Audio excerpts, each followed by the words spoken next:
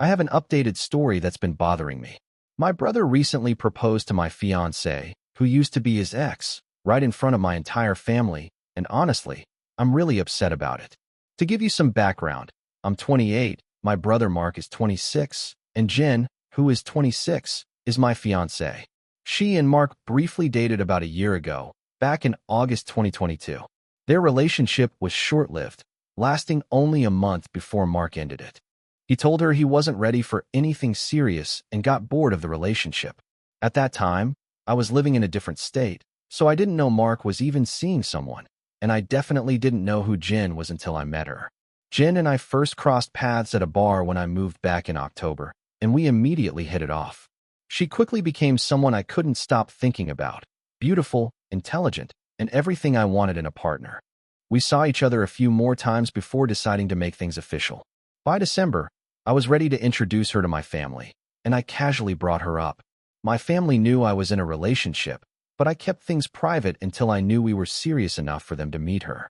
My parents were eager to see pictures, so I passed my phone around during dinner. Mark saw the pictures, and then he completely blew up, calling me a terrible brother for dating his ex. He demanded I break up with her, but I refused. Later, I talked to Jen about it, and she confirmed they had been together and explained how their relationship ended. After a few weeks of tension, I thought Mark had moved on and wasn't going to bring it up again. But when Jen's birthday came around, I took her out to a fancy dinner, invited both our families, and asked her to marry me. Mark lost it again. He started yelling about me proposing to Jen, and both my sisters and I immediately shut him down. That happened last weekend. For the past couple of months, I hadn't heard much from Mark, so I assumed he was keeping his distance, and I was fine with it. But then, out of nowhere, he invited Jen and me to dinner at his place with our parents and sisters. I thought it was strange, but since the whole family was going, we decided to attend.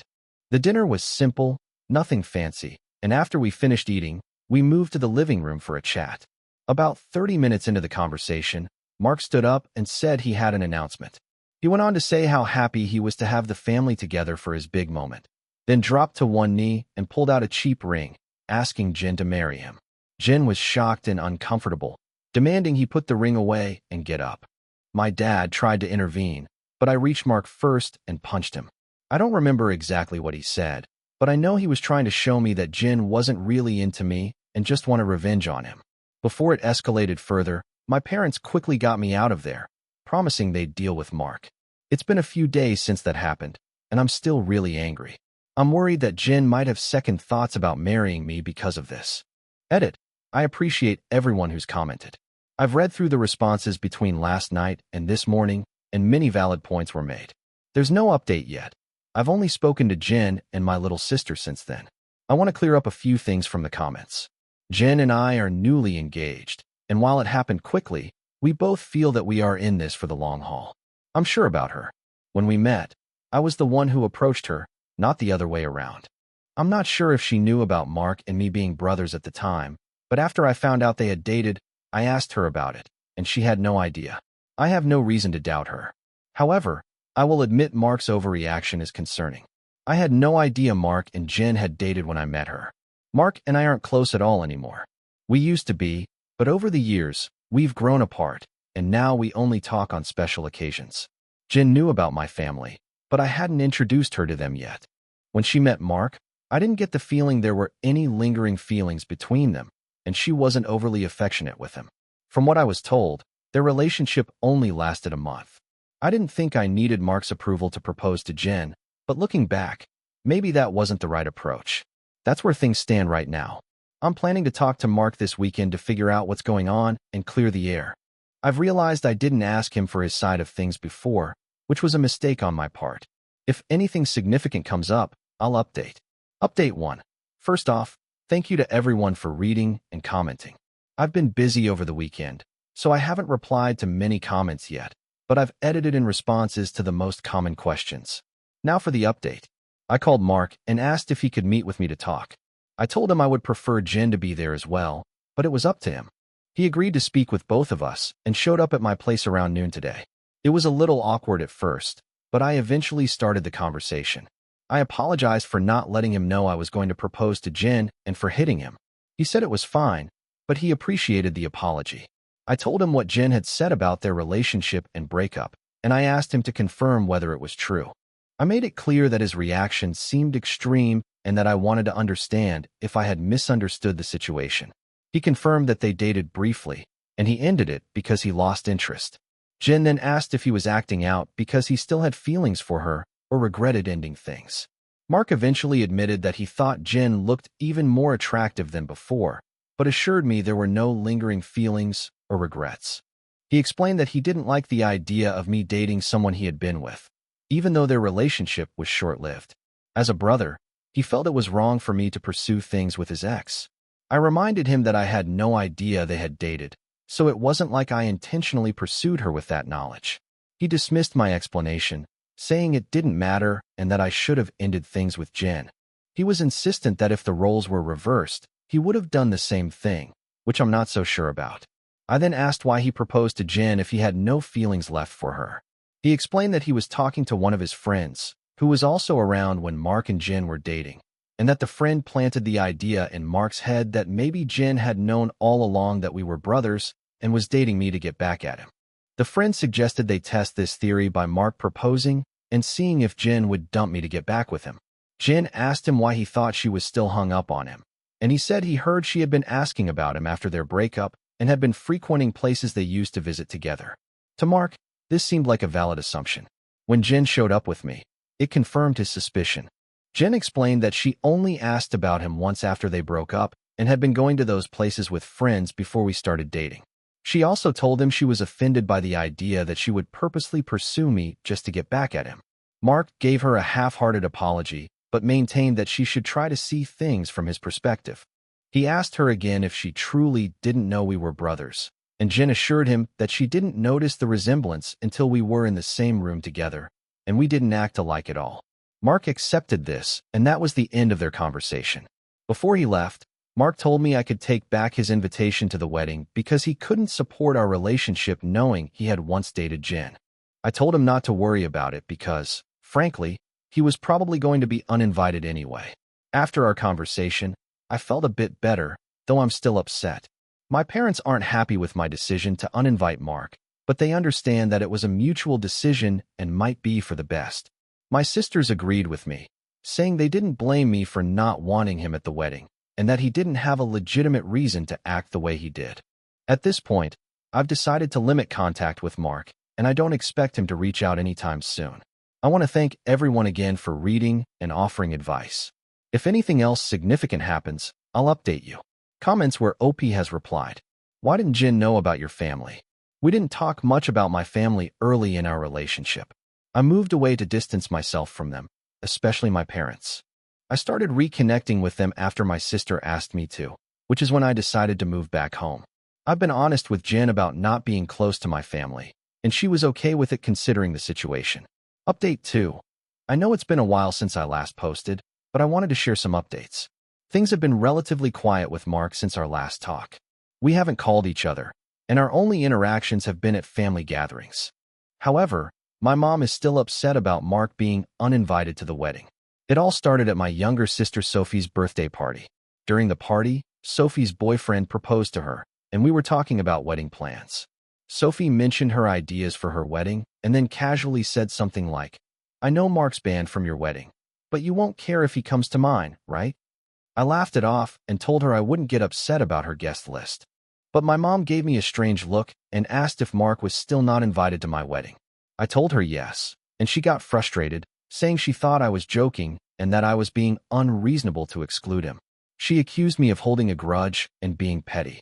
I reminded her that Mark and I had mutually agreed on this. I told her this wasn't the time to talk about the wedding, and that if Mark or anyone wanted to discuss it, they could call me another time. Sophie stepped in and told my mom that she shouldn't make her special day about Mark, which made my mom drop the issue. For context, Mark wasn't even at Sophie's party because he was apparently working. A few days later, my mom stopped by my place to talk about the wedding again.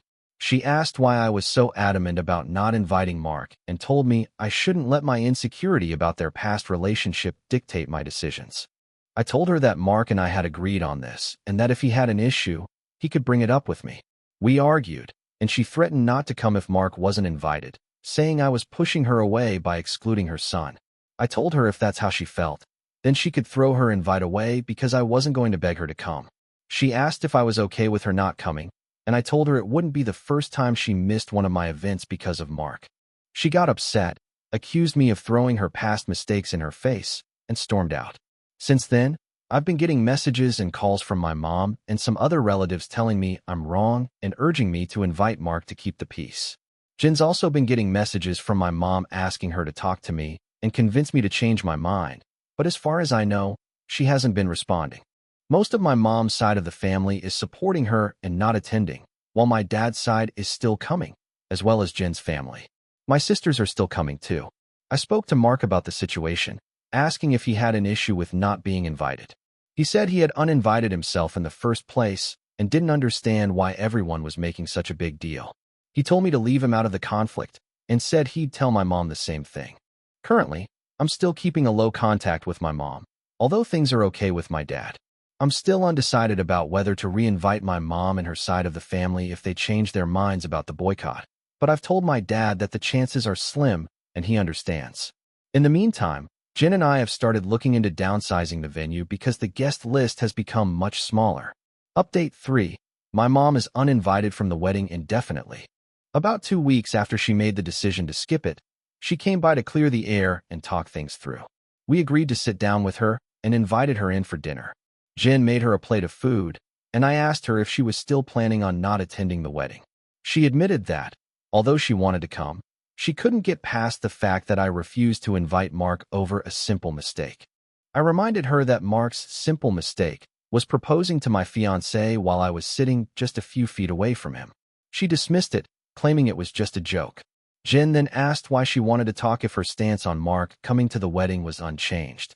My mom said she just wanted to talk to Jen and hoped she could convince me to re-invite Mark. She apparently thought I was at work and that she would catch Jen alone.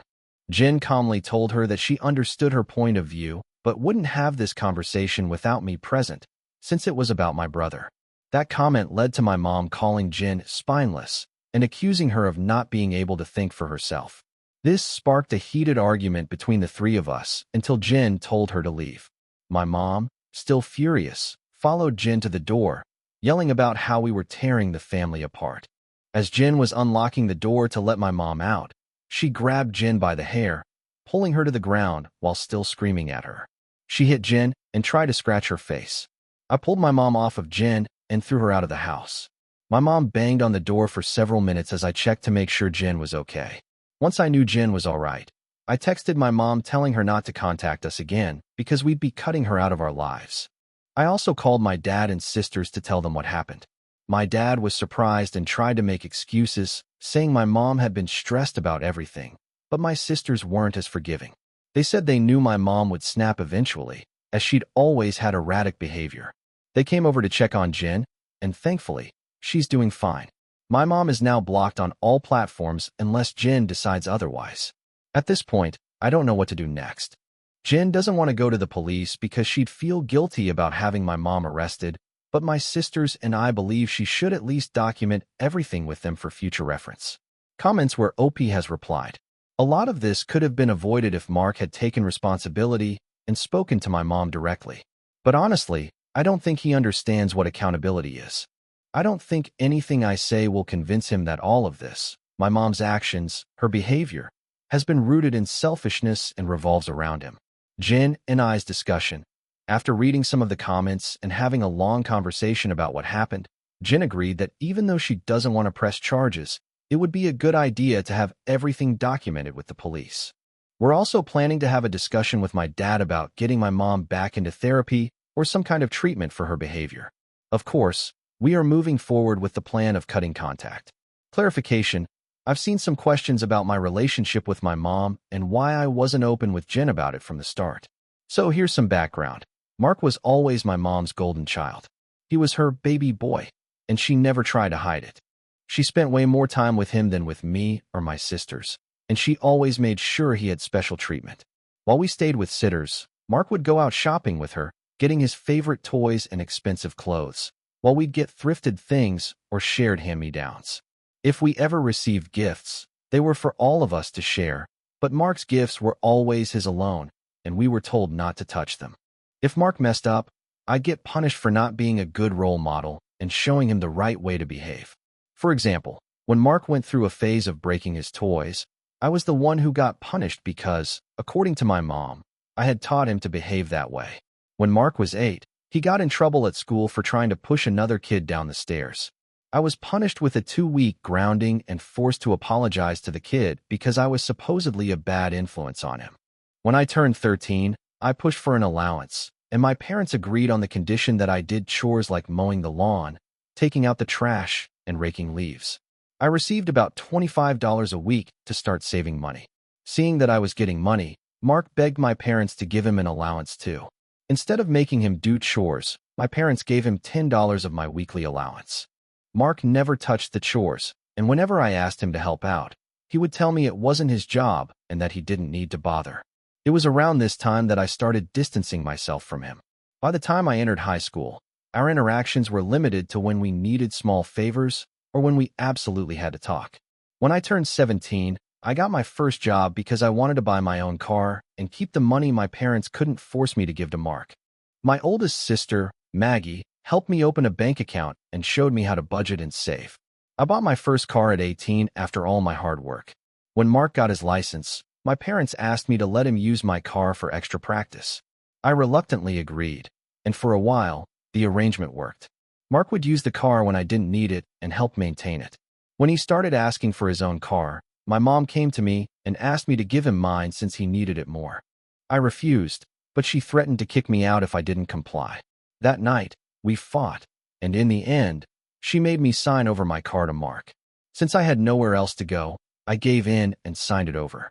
When I graduated high school, my parents skipped my graduation because Mark didn't want to sit through the ceremony, and my mom didn't want to leave him alone. I only had my sisters and my aunt and uncle there for support.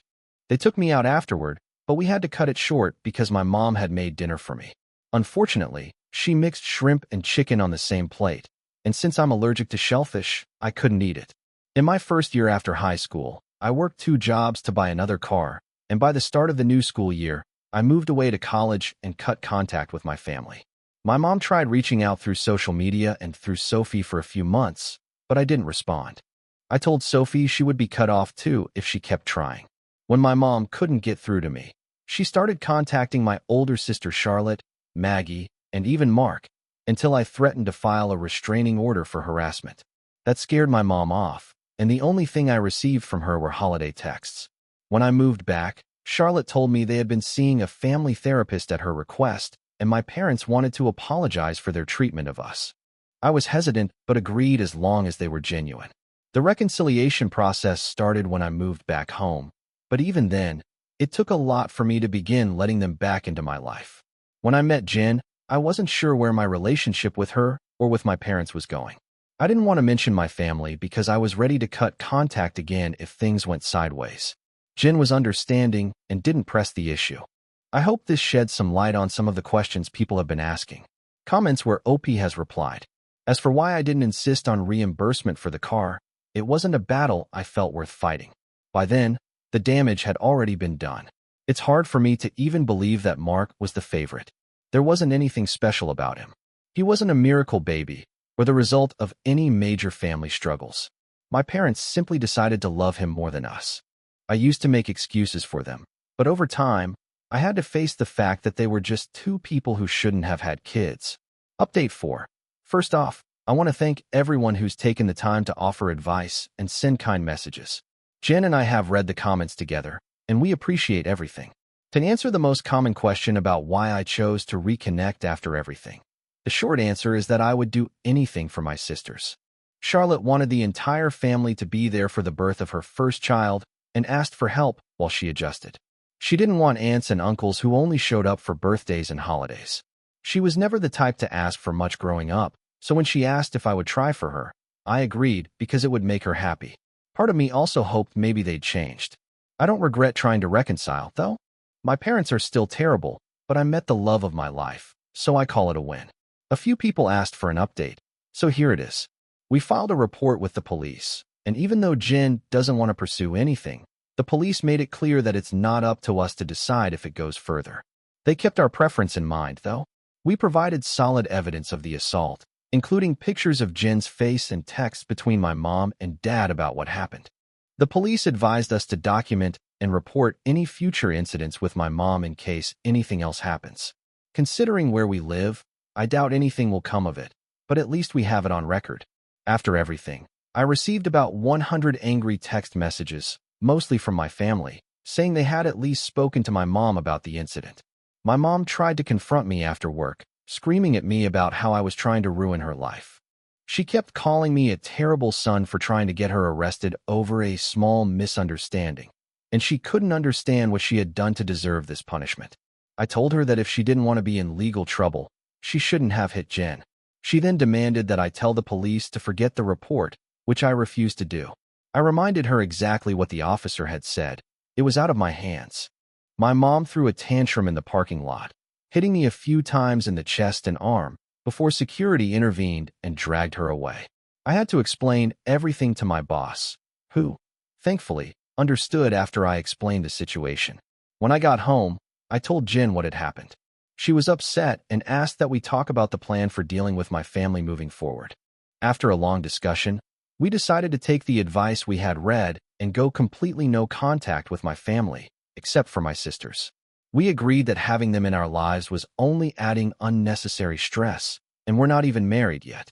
Jin also suggested we consider moving away and putting some distance between us and my family. Jin said she had always tried to stay out of my family's issues since it wasn't her place, but she couldn't tolerate my mom's behavior or my dad enabling it anymore. We both agreed that they were more trouble than they were worth, and I didn't want to put up with this any longer. I also agreed to go to therapy, and Jin has been helping me find a therapist. I decided to call my dad after our conversation and let him know that Jin and I were going no contact. He didn't answer the first time, so I left a message asking if we could have a serious talk. When he called back, he asked if it was okay for my mom to be part of the conversation. I said it was fine because she needed to hear what I had to say as well. The conversation didn't go well. I told them that Jin and I were cutting them out of our lives. My dad demanded to know why I would do this after we'd worked so hard to repair our relationship. I told him that everything involving Mark had shown me that nothing had truly changed between us, and it felt like the world revolved only around my mom and little brother. I explained that their favoritism toward Mark had brought our relationship to a breaking point, and I was no longer interested in maintaining a relationship that was failing. I said that I had agreed to reconcile for Charlotte's sake, but I couldn't tolerate all the disrespect toward Jin and me anymore. To my mom, I said I was tired of being her scapegoat for her bad parenting and Mark's attitude. I also told her that I would never forgive her for what she did to Jin and what she did to me and my sisters growing up. She tried to tell me I should just move on like my sisters had, but I cut her off, saying that if she wanted to move on, she could take their forgiveness and do so, because I would never offer it, especially after everything that had happened in the past few weeks. She started crying, saying that I was treating her like a villain. I told her that she had no one to blame but herself because I had done nothing wrong. She cried harder and said how much she regretted having me, accusing me of ruining her life. This led to another heated argument between her and Jin, where Jin told her exactly how disgusting and horrible her behavior was toward me. My mom finally stopped talking after Jin was done. My dad wasn't happy about being shut out of my life and tried to make me understand my mom's perspective. He said she was struggling with the fact that her kids were at odds and that I was being unfair by punishing her for the difficulties of raising us. His last words were that we were a family and shouldn't let past mistakes stop us from moving forward. I told him that the only person my mom cared about was Mark and herself. Nothing he said could make me change my mind. I told him it was up to him whether he kept my number, but I was blocking both him and my mom everywhere and wouldn't reach out again. Then I hung up. Afterward, I sent a long email to my entire family, except for my aunt, uncle, and sisters, with the link to my posts and an invitation to the wedding. I hadn't cried in a long time, but Jin held me while I cried after writing the email and assured me that we would be okay. My sisters reached out after reading the email, and I apologized to Charlotte for not being able to continue with the reconciliation like she wanted. She told me it was okay, and it wasn't my fault I had to cut them off again.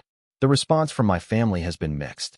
Some are angry that I aired family issues on a public forum, while others are angry at my parents because they had no idea things were this bad. The last person I spoke to was Mark. He asked if I was cutting him off too, and I told him I wasn't, but I wouldn't be reaching out to him. He didn't argue and just wished me the best for the wedding, and we haven't spoken since. Jen and I are now looking for a new place to live. We're planning to move closer to Jan's brother, who lives about 3 hours away. Jen and I like the city there, and I spoke to my boss about transferring. Jen is looking into working remotely or possibly finding a new job. With the guest list significantly smaller, my father has offered his lake house for our wedding venue. I don't plan on posting about this again unless something significant happens, but I'll try to answer any questions. Thanks, and happy holidays. Edit. It took me a few days to post this, and I had to keep removing details to make it clear. If anything's unclear, I'll answer as many questions as I can. Comments where OP has replied. Some people were concerned that my mom might try to follow us when we move. Honestly, I'm already expecting that. She's the kind of person who becomes obsessive when she doesn't get her way. I've already spoken to a lawyer friend about a potential restraining order to prevent her from trying anything. Thanks for the well wishes. Happy holidays to everyone. Did Mom read the comments? According to Sophie, she's read a lot of them and doesn't believe Reddit strangers have the right to tell her she's a bad person. As for me, I don't think there's any room for reconciliation left. I wish them the best, but as far as I'm concerned, they can stay as far away as possible from me and my family.